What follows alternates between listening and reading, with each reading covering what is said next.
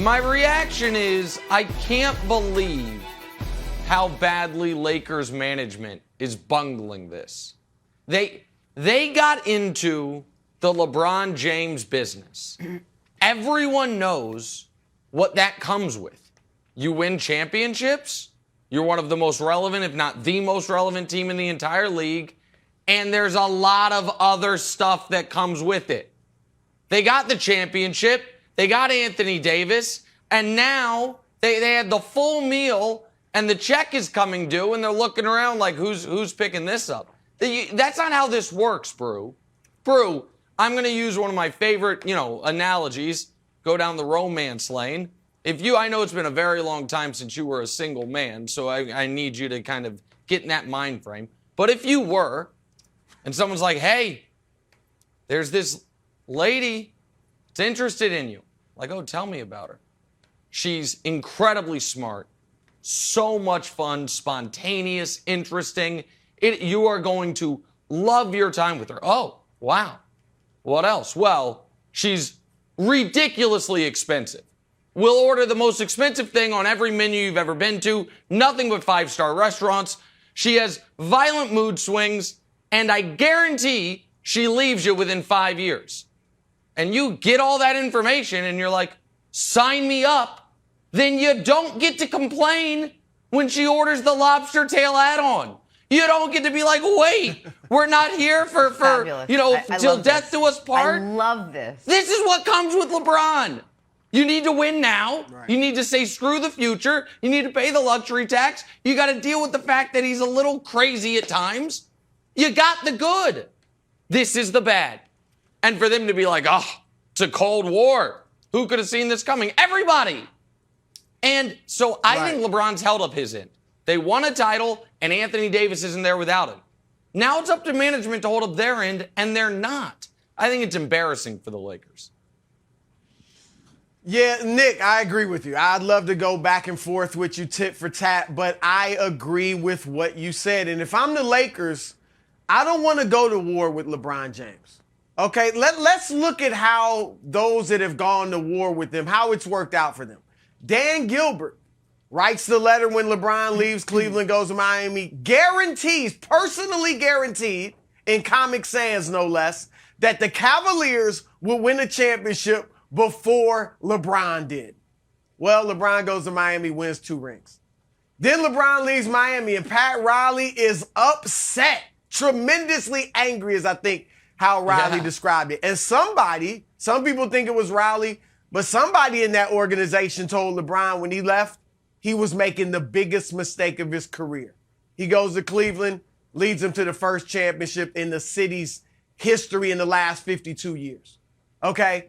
And now when he gets to the Lakers, people are upset. Oh, he's alienating the young guys. Look, he's sitting away from them. He's flirting with Anthony Davis. He wants change. Yeah, and he gets change. He gets Anthony Davis, and the Lakers go from being a team that hadn't made the playoffs in 6 years to winning another championship. So the Lakers don't need to go to war, to use the words from the article, with LeBron James. And Nick, I've known LeBron since he came into the league. I've done a lot of stories with him, talked to him a lot off the record, particularly in the past. And one thing that is very important to him, particularly with those he works closely with and his partners, and that's what he considers the people in the Lakers organization, his partners, trust and honesty. Trust and honesty. And he feels like there is a lack of that going on right now. Rob Pelinka at the trade deadline comes out and says, LeBron and AD were on board with us not making any moves. And a few days later it comes out, that's not true. Yes, the DeMar DeRozan situation. It's a huge unforced error. Were they completely honest there? DeMar saying, if they had given me a 3rd year, I'd be a Laker. And now, Nick, here's the other thing.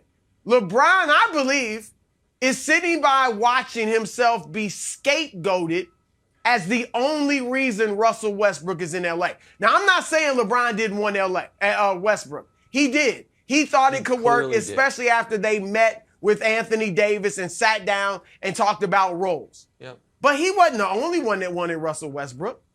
The front office also thought, you know what, when LeBron's out, Russ can help carry us with AD and we can win games. That's right. But it's being put out there like the only reason he's in LA is LeBron.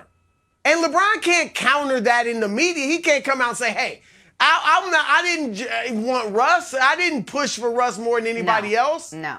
He can't come out and say that. So there's all of this going on. He's watching them scapegoat him. And again, I'm not saying he didn't want Russ.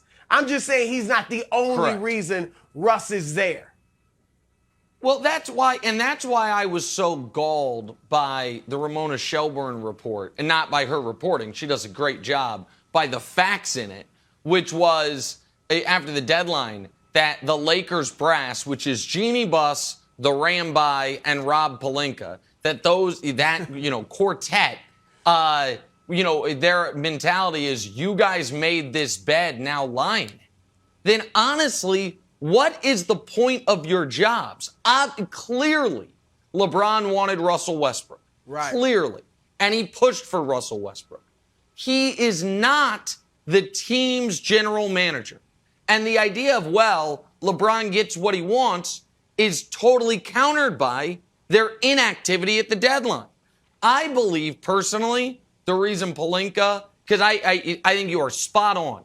I think what has put this over the top was not the inactivity at the deadline. It was the dishonesty post-deadline to the media saying LeBron and AD were aligned. Because then they immediately, they have the same agent, and somebody told anyone that would listen, that's simply not true.